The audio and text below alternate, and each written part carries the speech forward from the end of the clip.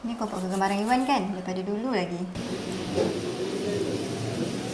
Okay, let's Mesti nak cerita.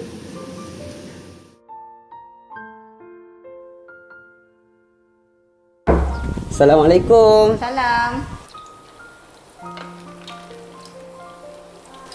Sedapnya bau. Wah, ibu masak apa ni? Masak keropok. Keropok ikan saja yang awak beli tu. Duduklah dulu. Okey.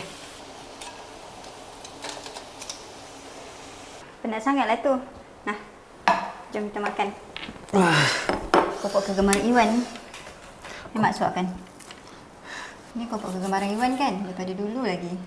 Keropok ni daripada dulu sampai sekarang memang sedap kan? Assalamualaikum. Wawa. Salam, masuklah. Saya tengah makan dengan anak saya ni.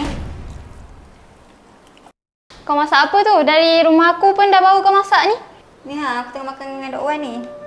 Sudah-sudah tu Wawa. Kau kena terima hakikat yang anak kau dah tak ada. Kau mengarut apa ni?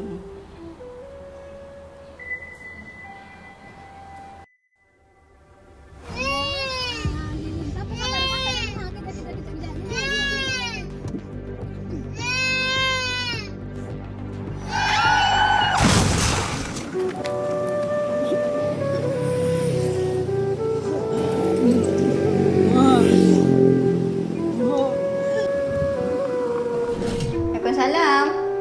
Masuklah. Ibu ada goreng keropok kegemaran Wan ni. Sedap kan? Keropok ni daripada dulu sampai sekarang memang sedap. Mari nak makan.